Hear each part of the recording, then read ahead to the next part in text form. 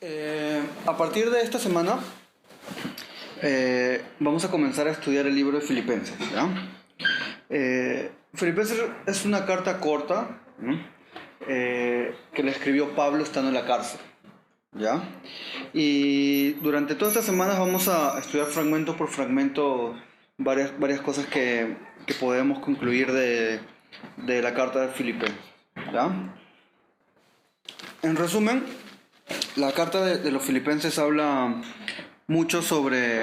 Es considerada como que una de las cartas más informales de Pablo, ¿no? Porque Pablo, cuando escribía en algunos momentos, era como que se notaba que tal vez no tenía tanta confianza con las personas del pueblo, con las personas de la ciudad, de la iglesia, de la ciudad donde escribían, ¿no? Pero algo que recalca mucho Pablo en la carta de Filipenses es el amor especial que tenía por los filipenses. Y también era curioso porque Pablo sentía mucha gratitud, incluso porque Pablo permitía que los filipenses le envíen dinero para sustentar sus ministerios, lo cual no era común en Pablo. O sea, Pablo no siempre recibía dinero de parte de las iglesias a las cuales él apoyaba, ¿no? Sino que en algunos momentos él se ponía a trabajar y todo eso, ¿no? Ese versículo donde Pablo dice que el obrero es digno de su salario, él lo dice reconociendo eso, que el obrero es digno de su salario, pero el contexto en el que lo dice es que él está como que enfatizando el hecho de que él trabajó sin recibir nada, pero lo hizo con tanta pasión y con tanto corazón como si lo pagaran, como si le pagaran, ¿no? Ese es más o menos lo que él dice, ¿no? Yo encontré en internet que este libro en total tiene 104 versículos y la palabra Jesús aparece 51 veces. Entonces, imagínense, de 104 versículos, 51 veces menciona a Cristo, ¿no? Entonces, eso habla bastante de cómo Pablo tenía presente la figura de Cristo, o sea, qué tan protagonista era Cristo en su vida y en sus escritos, ¿no? Otra cosa que llama bastante la atención en esta carta, que él habla mucho de gozo, ¿no? Habla mucho de que se sentía alegre, ¿no? por muchas cosas, pero lo hace estando en la cárcel, ¿no? Entonces eso es bastante, yo creo que marcante, ¿no? El hecho de que Pablo aquí nos demuestra que su alegría y su paz no estaban basadas en las circunstancias que vivían, ¿no? Sino que su paz estaba y su alegría estaba basada en algo mayor, ¿no? Que era en Dios, en los principios de Dios, ¿no? ¿Cuántas veces nosotros no hemos pisado una cárcel, pero ciertas situaciones nos quitan la alegría y nos quitan la tranquilidad y no nos dejan decir que estamos contentos en Dios, ¿no? Creo que en esta carta vamos a un poco profundizar lo que Pablo pensaba en esas circunstancias, ¿no? Y creo que va a ser muy bonito el poder confrontarnos a nosotros mismos en cómo somos en cada circunstancia, ¿no? Bueno, vamos a leer Filipenses 1. Del versículo 1 al versículo 11 vamos a leer. Dice: Pablo y Timoteo, siervos de Jesucristo, a todos los santos en Cristo Jesús que están en Filipos, junto con los obispos y diáconos. Gracia y paz reciban ustedes de Dios nuestro Padre y del Señor Jesucristo. Doy gracias a mi Dios cada vez que me acuerdo de ustedes. En todas mis oraciones siempre ruego con gozo por todos ustedes, por su comunión en el Evangelio desde el primer día hasta ahora. Estoy persuadido de que comenzó en ustedes la buena obra, la perfeccionará hasta el día de Jesucristo. Es justo que yo sienta esto por todos ustedes, porque los llevo en el corazón, tanto en mis prisiones como en la defensa y confirmación del Evangelio. Todos ustedes participan conmigo de la gracia, porque Dios me es testigo de cuánto los amó a todos ustedes con el entrañable amor de Jesucristo. Y esto le pido en oración, que el amor de ustedes abunde aún más y más en ciencia y en todo conocimiento, para que aprueben lo mejor, a fin de que sean sinceros e irreprensibles para el día de Cristo, llenos de los frutos de justicia que vienen por medio de Jesucristo para gloria y alabanza. En los primeros versículos Pablo empieza dándole gracias a Dios, lo cual es bastante bonito, teniendo en cuenta la situación en la que está viviendo Pablo. O sea, Pablo aparentemente podría tener muchos motivos para estar deprimido, estar afligido, dudar, ¿no? O sentirse solo, o sentirse, no sé, de que se metió en algo que nunca debió meterse, ¿no? Porque era uno de los momentos más duros de la época del ministerio de Pablo, ¿no? Pero primero que hace Pablo es dar gracias, ¿no? En los primeros versículos. Y a mí me gusta cómo él comienza saludando en el nombre de Jesús, en el nombre de Dios. Y eso habla bastante de cómo Pablo tenía a Dios en primer lugar por sobre todo, ¿no? Por sobre sus aflicciones, por sobre sus alegrías, ¿no? Por sobre sus dudas, por sobre sus situaciones y todo eso, ¿no? Entonces, ¿será que nosotros estamos viviendo realmente reflejando de que estamos teniendo a Dios en primer lugar en absolutamente cada momento de nuestras vidas? Y yo creo que tener a Dios en cada momento de nuestras vidas presente es adoración. Y creo que el ser humano fue creado para adorar, básicamente, ¿no? Yo me acuerdo de una canción antigua de Marcos Witt, ¿que se acuerdan, no? Que decía, yo quiero ser un adorador, decía, ¿no? Entonces, esa canción a mí me hace pensar mucho de el significado de lo que está diciendo. Yo quiero ser un adorador. O sea, significa que hay personas que no son adoradores. ¿Qué piensan? ¿Sí? ¿O no? Yo creo que todos los seres humanos adoran algo. Romeo. Entonces, todos los seres humanos, bajo el concepto básico de adoración, el ser humano tiene la necesidad de adorar cosas. Entonces, la pregunta no es si eres o no eres un adorador. Todos estamos adorando algo, ¿no? El problema es qué cosa adoramos. Y yo creo que cuando ponemos algo por sobre Dios, estamos adorando algo por sobre Dios, entonces nos estamos volviendo en idólatras. Y muchas veces nosotros idolatramos nuestras vidas, nuestro tiempo, nuestras familias, nuestros recursos, nuestros hobbies. Adoramos cualquier cosa a veces, ¿no? Y cuando nosotros vamos a la calle, y algo que siempre me marca es que la gente adora cualquier cosa. Y desde el punto de vista religioso, la gente cree en cualquier cosa. De pronto aparece una mancha en la pared, así que parece el rostro de Cristo, ya le ponen velitas y lo comienzan a adorar.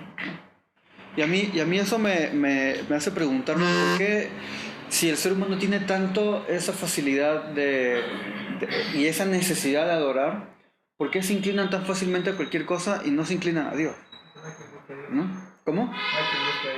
No hay quien busque a Dios, ¿no? Entonces, te voy a tomar porque la garganta.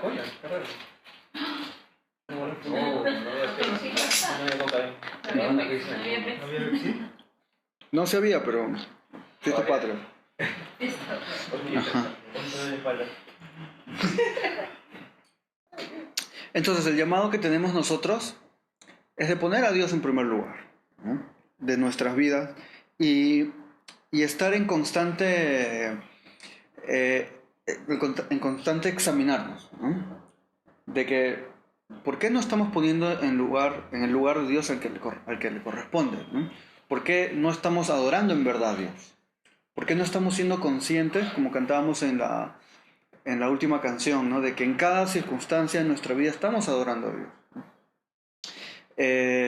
a veces hay esa frase en los grupos de música, ¿no?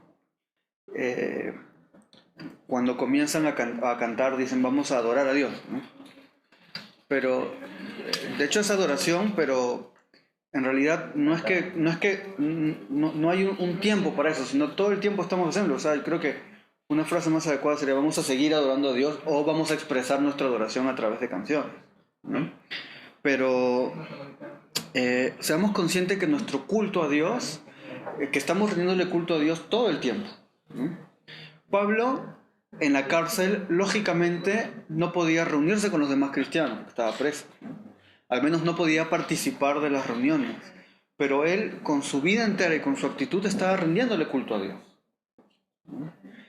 Y creo que Pablo de alguna manera eh, pudo bendecir el lugar donde estaba a través de ese sacrificio vivo que tenía, ¿no? Que expresaba a través de cómo lidiaba con la situación. Otra cosa que nos relata este pasaje es que en el versículo 4 por ahí,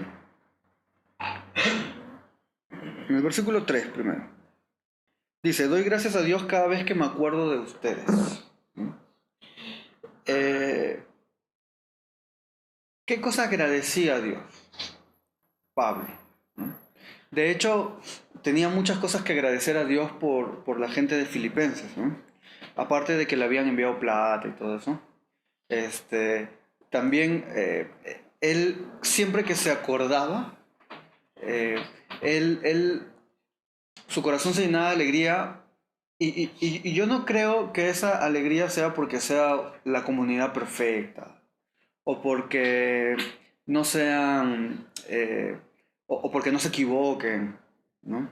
Porque absolutamente todos los seres humanos nos equivocamos y de hecho Pablo conocía también los errores de los filipenses y todo eso, ¿no? Pero algo que Pablo reconocía y reconoció en el versículo siguiente, en el versículo 6, ¿no? Es la confianza en que la obra era de Dios, ¿no? Y muchas veces nosotros cuando nos acordamos de nuestros amigos y de las personas que están en la iglesia, a veces nos llenamos de dolores de cabeza en lugar de llenarnos de gratitud, ¿no? Porque a veces vemos a las personas más con la realidad presente y con los ojos humanos de las imperfecciones que tenemos, en lugar de ver como nos da el ejemplo Pablo en el versículo 6, que dice que él está convencido que la obra, el que está haciendo la obra es Dios mismo y que esa obra la está perfeccionando y la continuará perfeccionando hasta el día que él venga. Entonces, ¿qué tan agradecidos somos a Dios por las personas que están a nuestro alrededor? ¿Realmente las valoramos? ¿Realmente tenemos acciones que demuestran que estamos agradecidos por la amistad, por el compañerismo, por el estar ahí? ¿No? El ser humano, y les hablaba también la semana pasada, es muy, y ahora creo que más que nunca es muy individualista, ¿no? No piensa en la comunidad, no piensa en el otro, no piensa piensa en sí mismo, en cómo está él, pero le cuesta renunciar a sí mismo por el bienestar del otro. ¿Mm? Entonces, Pablo aquí nos demuestra que él tenía muy presente a los hermanos de la iglesia, ¿no? Y sentía mucha gratitud, ¿no? Siempre que me acuerdo de ustedes, ¿no? Doy gracias a Dios. Creo que debemos comenzar a demostrar más gratitud a Dios por las personas, ¿no? Y reconocer que somos personas que estamos en ese proceso que Dios mismo está trabajando en cada uno, ¿no?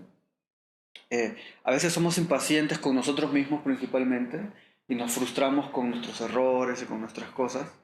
Y a veces también somos impacientes con el del costado, ¿no? Y decimos, ¿por qué esta persona no entiende algo que para nosotros es tan elemental? ¿No? Y perdemos la paciencia y a veces desistimos de las personas y renegamos. Y esa también debe ser una constante lucha en nosotros, ¿no? En decir gracias Dios porque tú estás haciendo la obra, ¿no? Y si nosotros podemos aportar en algo, lo hacemos, pero al final Dios está perfeccionando y nosotros vamos a morir en ese proceso, ¿no? nosotros solamente vamos a llegar a ser perfectos y a no equivocarnos cuando estemos con Él, ¿no? Entonces, mientras estemos en la tierra, tenemos que aprender a lidiar con los errores del costado, ¿no? Y animarlo, y si se cae, ayudarle a levantarse, ¿no? Y reconocer por sobre todo de que todos estamos en ese camino, en ese proceso en el que Dios está haciendo la obra, ¿no? En nuestras vidas y en las vidas de los demás, ¿no? Y algo bonito de esa gratitud que, que tenía Pablo, de hecho, Pablo les está agradeciendo a los filipenses porque les está escribiendo a ellos, ¿no? O sea, al decirle, le agradezco a Dios por ustedes, les está diciendo, oye, gracias, ¿no? Pero también está diciendo que él canaliza esa gratitud hacia Dios, ¿no? Y yo me imagino cómo serán las oraciones de Pablo, ¿no? O sea, unas oraciones pidiendo, o sea, agradeciendo a Dios por las personas y también intercediendo por las necesidades de las personas, ¿no? Y, y yo creo que gran parte de esa gratitud y del deseo de Dios es que nosotros pidamos el uno por el otro, ¿no? Y bueno, y también que no quede solo en palabras, o sea, que no quede solo en oración.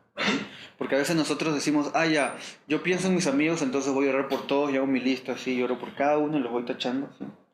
Este, eh, y, y, y a veces queda en eso, ¿no? Y la otra persona ni siquiera se enteró de que estuviste pensando en ella, ¿no? Pero Pablo vemos que como que cumple ambas funciones, ¿no? O sea, les dice, oye, estoy agradecido a Dios por ustedes y oro por ustedes, dándole gracias a Dios por ustedes, ¿no? Entonces, aquí, se apagó esto. Pablo nos está dando ese ejemplo de la importancia de elevar oraciones a Dios por nuestros hermanos, ¿no? Y yo encontraba unas frases sobre la oración. Por ejemplo, John MacArthur decía así, dice así, ¿no? Porque todavía no está muerto. La oración no es un intento de hacer que Dios esté de acuerdo contigo o de que provea para tus deseos egoístas, sino que es una afirmación de su soberanía, justicia y majestad. Un ejercicio de conformar tus deseos y propósitos a su voluntad y gloria, ¿no? Martín Lutero decía, la oración no es para cambiar los planes de Dios, es para confiar y descansar en su soberana voluntad. John Piper decía, un cristiano que no ora es como un conductor de un autobús que trata de empujar solo su autobús para sacarlo de un bache porque no sabe que Clark Kent está a su lado, ¿no? Entonces, muchas veces nosotros perdemos la importancia y la centralidad de la oración en nuestras vidas, ¿no? Y a veces o lo llevamos muy religiosamente o a veces simplemente simplemente no oramos. ¿Por qué? Porque, y yo creo que esa falta de oración a veces demuestra un ateísmo práctico, ¿no? Ese concepto de ateísmo práctico últimamente está bastante manoseado, ¿no? De que el ateísmo práctico es básicamente que tú puedes decir creer en Dios, pero vives como si no existiera. Entonces, cuando no oramos, estamos siendo ateos prácticos. Estamos siendo personas que de verdad no creen que Dios los escucha, ¿no? O sea, si nosotros entendemos la profundidad de que Dios mismo atiende nuestras oraciones, o sea, no hay cómo no anhelar estar en ese contacto, ¿no? A veces nosotros eh, necesitamos hablar con personas, ¿no? Y a veces desfogamos nuestras frustraciones o a veces nos gusta hablar simplemente, ¿no? Pero con Dios a veces no pasa lo mismo, ¿no? Como que a las personas les damos ese lugar que le deberíamos dar a Dios en primer lugar.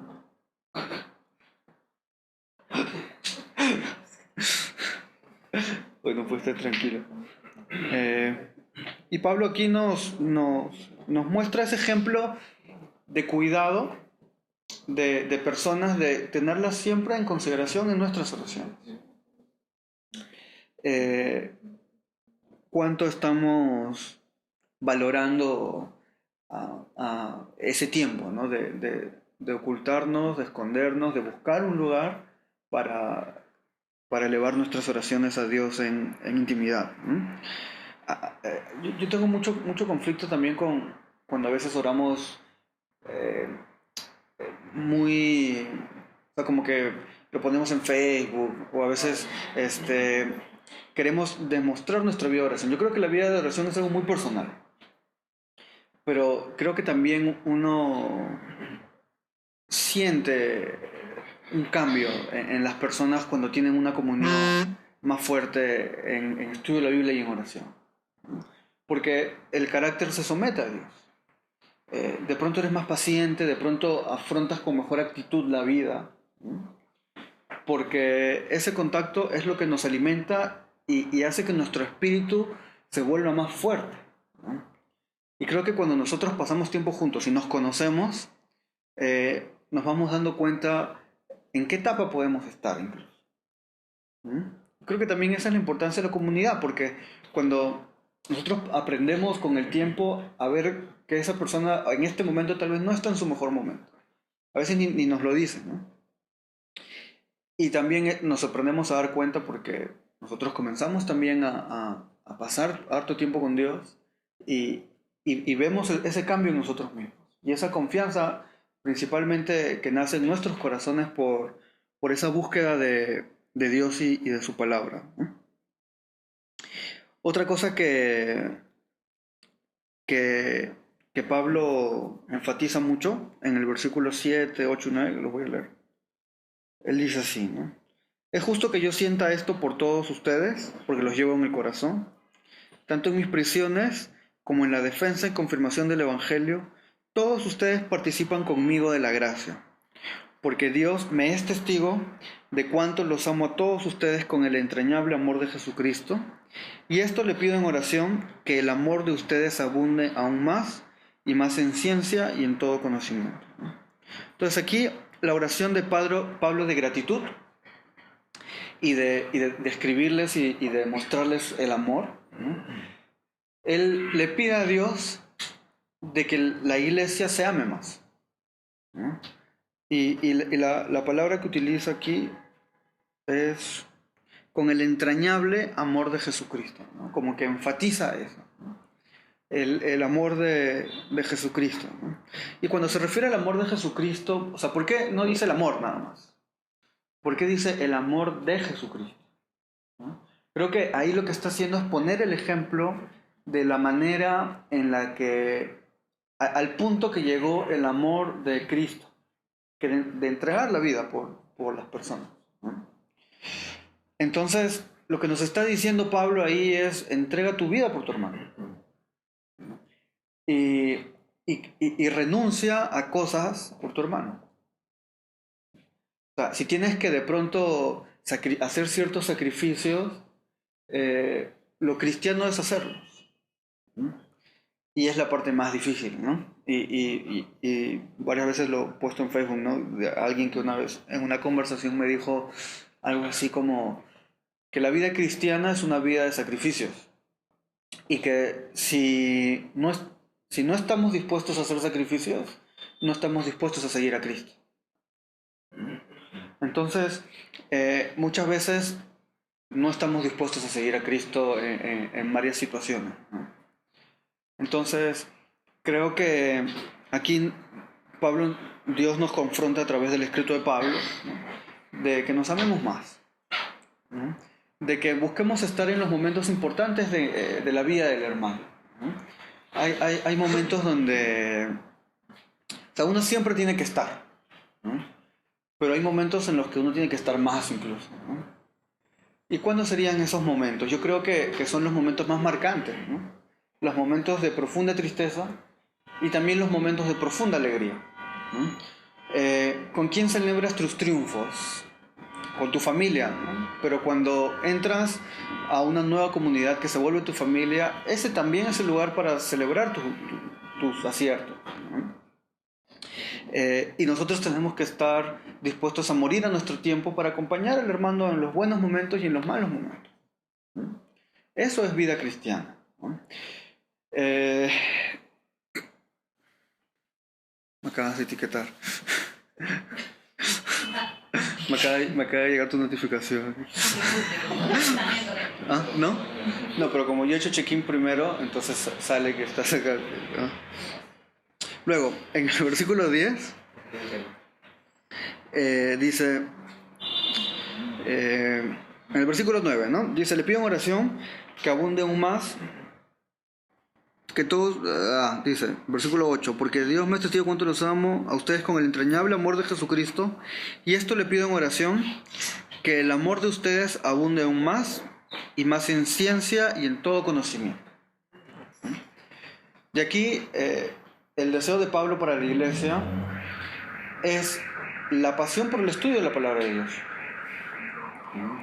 Y muchas veces nuestro estudio de la palabra de Dios se resume a lo que conversamos el domingo o en las iglesias y nada más.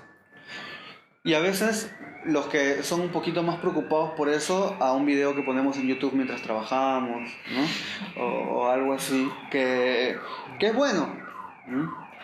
Que es bueno, pero yo no creo que uno crezca, yo creo que tal vez hay momentos para eso, pero nada de eso suplanta tu propia búsqueda de Dios, ¿no? Y esos momentos en los que tú te sientas y separas un tiempo para crecer en el conocimiento de Dios, ¿no? El ser humano es muy emotivo, es muy emotivo. El ser humano tiene mucho la tendencia de reaccionar en base a lo que siente, ¿no? Y el cristianismo, si bien nos hace experimentar muchas emociones, el cristianismo se basa en muchas certezas, ¿no? Y certezas racionales, ¿no? Que no van a ser sostenibles con solo la emoción, ¿no?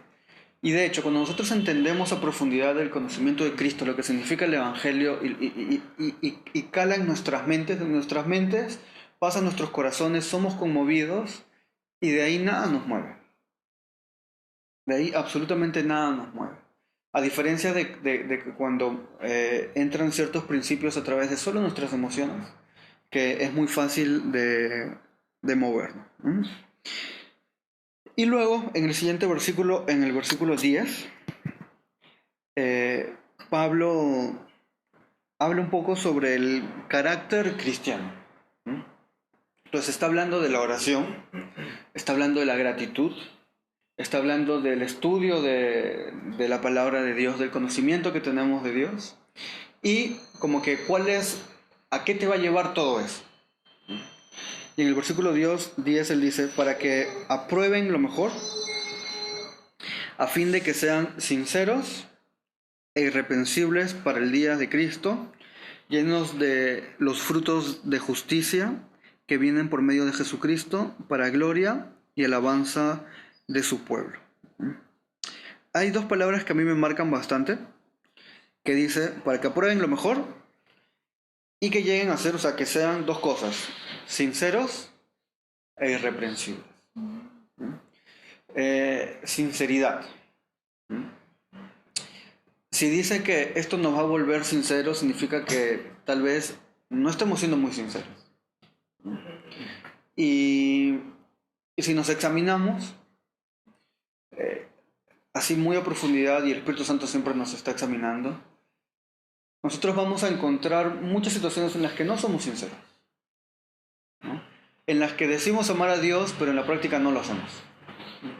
En la que decimos asumir el llamado de Dios, asumir la comisión de Dios, asumir la renuncia que implica, o sea, de palabras decimos sí a todo, porque la Biblia lo dice, entonces decimos sí, bacán. Pero nuestra praxis a veces está lejana a lo que confesamos. Entonces, la madurez que aquí Pablo nos muestra como resultado de esa vida de gratitud, de oración, de crecer en conocimiento, de crecer en amor, es congruencia entre lo que decimos y lo que hacemos, ¿no? Y no está hablando de una vida perfecta, o sea, de una vida sin errores, ¿no? Sino que está hablando de una vida de una persona que reconoce sus errores oportunamente y que se esfuerza en corregirlos y que si se cae, se levanta y si se vuelve a caer, se vuelve a levantar con mucha humildad en Dios. Eh, Creo que, o sea, qué bonito que Dios, que conoce nuestros corazones, que conoce nuestras dudas, que conoce las cosas que hacemos, que conoce nuestros errores, que sabe absolutamente todo, quiera hacer una obra en nosotros a fin de que llegamos a ser sinceros. Y que Dios mismo nos considere sinceros. O sea, imagínense cómo sería una persona realmente sincera en Dios. ¿No? Yo creo que es un bonito privilegio el poder ser formados por Dios. ¿No? Es digno de sentirnos agradecidos y contentos de que Dios mismo nos dice que está haciendo esa obra en nosotros y que la va a continuar. ¿No? Dice sinceros e irreprensibles. ¿No? ¿Qué es una persona irreprensible? Una persona que no le podemos decir nada como para tacharlo, ¿no? Ahora, hay muchas veces que esa palabra se usa de manera literal, ¿sí? Y hay en otras partes que se utiliza como un poco mejor que el promedio, ¿no? Por ejemplo, cuando dice requisito para los obispos y todo eso, ¿no? Dice que sean irreprensibles, no quiere decir que sean perfectos. Pero sí, si es que una persona promedio tiene 10 errores, el obispo debería tener 6, ¿no? O sea, se entiende, ¿no? Pero en el día de Jesucristo sí vamos a ser realmente irreprensibles al 100%, ¿no? Cuando llegamos a ese punto de plena santificación, ¿no? En Dios. Y el versículo 11 dice, llenos, o sea, dice sinceros y irreprensibles para el día de Cristo, ¿sí? Llenos de los frutos de justicia que vienen por medio de Jesucristo para gloria y alabanza de Dios, ¿no? Nosotros todos hemos leído en algún momento que por los frutos los conoceréis, ¿no? Pero algo que el catecismo de Westminster, ¿cuál es el fin principal del hombre? ¿Se acuerdan la respuesta? ¿No? Relacionarse con Dios, glorificarlo, ¿sí? ¿Para qué existe el hombre? Para glorificar a Dios y tener una relación con Él, ¿no? Entonces, el fin de Dios, el fin del hombre es glorificar a Dios, ¿no? En todo lo que hacemos. ¿Para qué ha sido creado el hombre? Para la gloria de Dios. Entonces, a veces nos preguntamos, o nos justificamos, o nos evaluamos, y no encontramos una forma de cómo saber de saber qué hacer, ¿no? Porque a veces no hemos llegado a equivocarnos, pero estamos atravesando ciertas situaciones que hacen que las probabilidades de que cometamos un error sean mayores, ¿no? Hay situaciones en la vida así, ¿no? Que tomamos malas decisiones que no necesariamente ya son errores, pero nos acercan mucho a equivocarnos de una manera seria, ¿no? Y a veces tomamos la decisión de arriesgarnos porque nos creemos fuertes, porque nos creemos ya maduros, porque creemos que ya sabemos las cosas de Dios y ya no... y que podemos manejar las situaciones. A veces creemos que podemos manejar las situaciones. Pero creo que el gran filtro de todo lo que hacemos es preguntarnos si las cosas que hacemos realmente están glorificando a Dios. ¿Y cómo podríamos hablar o cómo podríamos saber qué cosa glorifica o qué cosa no glorifica a Dios, ¿no? Yo creo que hay varias preguntas que nos podríamos hacer en cuanto a eso, ¿no? Por ejemplo, una pregunta que yo creo que funciona para saber si estamos glorificando a Dios es ¿cómo queda Dios? O sea, ¿qué imagen damos de Dios en cuanto a las cosas que hacemos? ¿No? Muchas veces la respuesta es negativa, ¿no? Y demostramos que nuestra fe en Dios tal vez no es tan genuina y que nuestro Dios no es tan importante para nuestras vidas. Entonces estamos diciendo, ¿sabes qué? Yo creo en un Dios que realmente no es tan importante. Y a veces en nuestras relaciones, en nuestras amistades, en nuestros trabajos, hacemos cosas que realmente no transmiten una pasión por Dios, no glorifican a Dios, no honran a Dios, ¿no? Y la honra yo creo que tiene que ver mucho con alegrar el corazón de Dios. Eh, Muchas veces hay cosas que las hacemos para honrar a las personas, por ejemplo. En los cumpleaños lo que estamos haciendo es honrar a una persona, ¿no? Y agradecer y hacer que se sienta alegre porque cumple un año, ¿no? Entonces, ¿cuántos de nosotros vivimos honrando a Dios? Honrando y glorificando a Dios en todo lo que hacemos. Eh, entonces, en todo este capítulo y en todo esta... Bueno, no hemos leído todo el capítulo. Hemos leído solamente 11 versículos.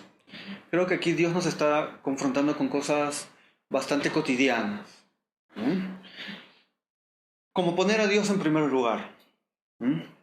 Como siempre estar conscientes de que Dios está a nuestro alrededor y que Él merece absolutamente todo protagonismo en todas nuestras vidas, ¿no? Dios nos está confrontando con nuestra vida de oración.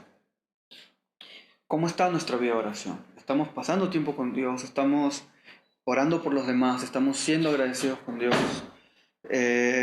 Dios también aquí nos está hablando mucho de una parte dura que es la vida en comunidad, ¿no? El amor sacrificial que entregamos a Dios a través, y lo reflejamos a través de cómo amamos a nuestros hermanos, ¿no? Y creo que es una de las partes más, eh, más prácticas de cómo nosotros mostramos esa obra que Dios está haciendo en nuestros corazones. Dios nos confronta con la importancia de estudiar la palabra de Dios por nosotros mismos, ¿no? De nosotros abrir nuestras Biblias y tener un plan de lectura y un plan de estudio, a fin de que dice que llegamos a ser sinceros e irreprensibles, ¿no? Y luego que dice que glorifiquemos a Dios, dice el último versículo, llenos de los frutos de justicia que vienen por medio de Jesucristo para gloria y alabanza de Dios, ¿no? Entonces, todos estos puntos creo que necesitamos durante la semana pensar mucho en eso, ¿no? Y renovar nuestro compromiso que tenemos con Dios, ¿no? Esa decisión que nosotros tomamos porque Dios nos llamó, y renovarla, ¿no? Y decir, ¿sabes qué, Dios? Me cuesta, pero sé que tú estás haciendo una obra, confío en que tú estás haciendo esa obra, eh, y yo también pongo de mi parte para dejarme moldear como el barro y el alfarero, ¿no? Vamos a orar y poner en oración todo esto que hemos reflexionado. Gracias, Dios, por las personas que tú has puesto a nuestro lado, Señor. Perdónanos por las veces que no somos agradecidos. Perdónanos por las veces que nuestro corazón es egoísta, que solo pensamos en nosotros. Perdónanos por las veces que somos orgullosos, que creemos que solo podemos, que solo podemos vivir, que no necesitamos del costado, Señor. Queremos tener un corazón cada vez más humilde,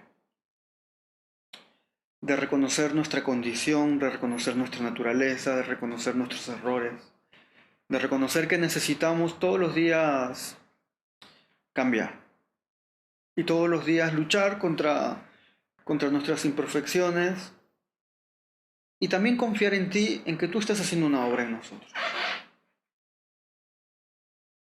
y reflejar esa confianza en que somos pacientes con nuestros hermanos, porque también están siendo moldeados por ti. Y sabemos que todos estamos en el camino, probablemente algunos ya hayan caminado más de este camino, otros recién estén comenzando a caminar, Señor. este camino que tu palabra dice que es un camino angosto y de donde no muchos entrarán. Queremos llenarnos de gratitud y queremos ser agradecidos contigo por todo lo bueno que eres con nosotros. Y queremos también que esa gratitud no sea solo de una oración, no sea solo de un momento, sino que esa gratitud se refleje en cada área de nuestra vida. Que se refleje en la importancia que le damos a orar, a conversar contigo, a contarte nuestras cosas, a contarte nuestros conflictos, nuestras dudas, nuestras preocupaciones. Y por sobre todo, declarar lo que tú eres, lo grande que tú eres, lo bueno que tú eres, lo amoroso que tú eres, Señor, y lo necesitados que estamos de ti. Queremos que esa gratitud se refleje a través del tiempo que invertimos en aprender de ti, en buscar crecer en el conocimiento de tu palabra, Señor, para poder defender el Evangelio, para poder crecer en ti, para poder compartir lo que aprendimos, Señor, y que tu iglesia se fortalezca y poder edificar al hermano. Queremos tener ese amor por tu palabra, Señor, que muchas veces descuidamos y esta vida nos absorbe y al final todas esas son excusas, Padre. Porque cuando queremos hacer algo, lo hacemos y la noche se vuelve día, Señor. Perdónanos porque a veces dejamos tu obra de lado.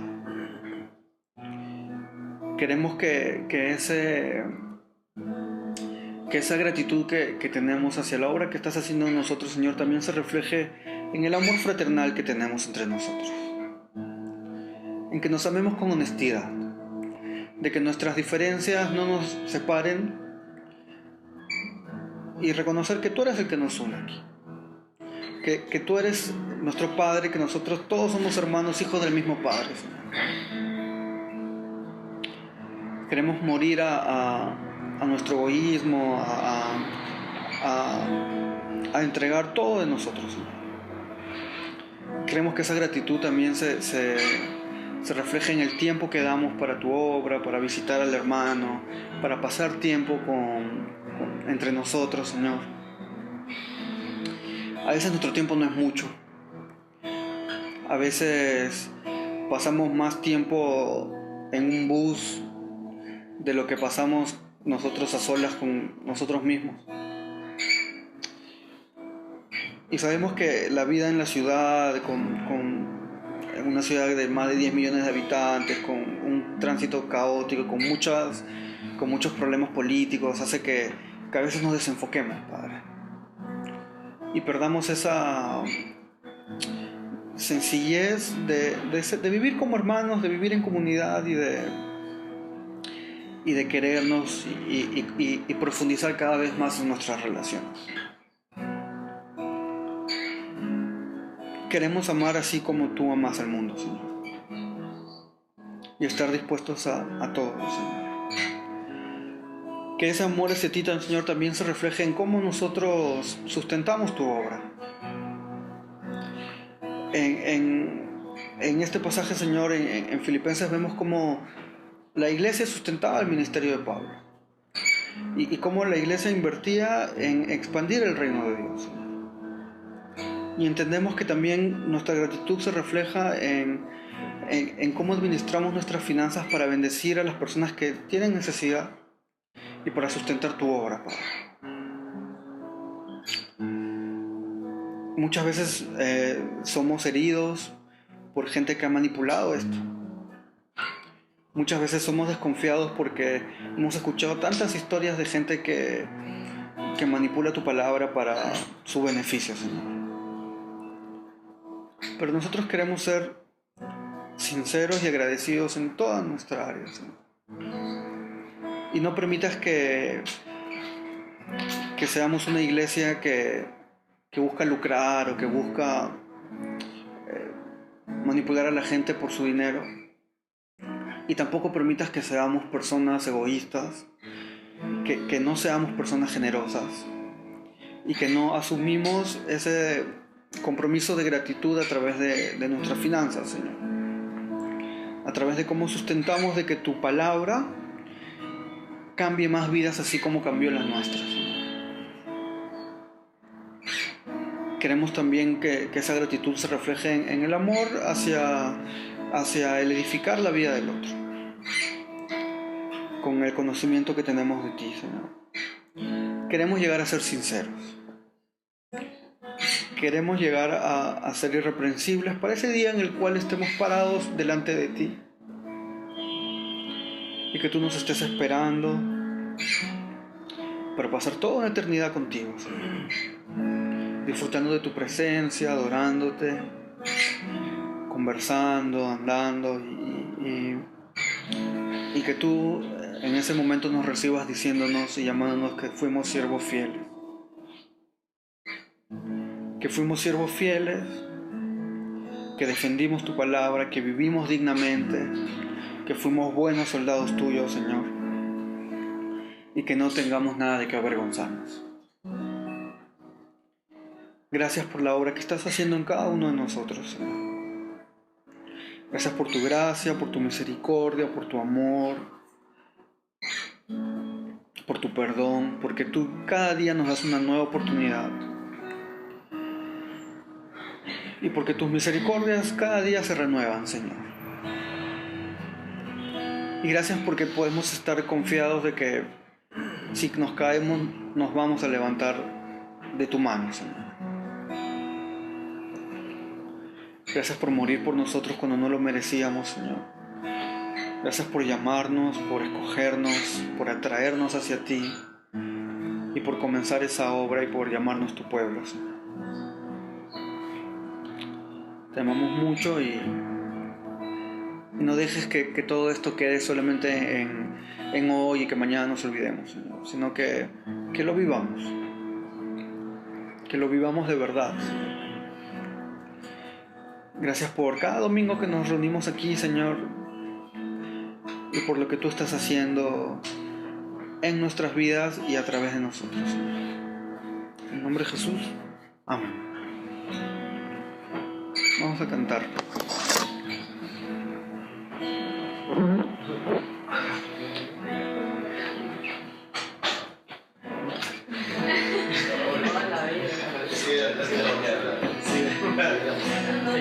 Sí.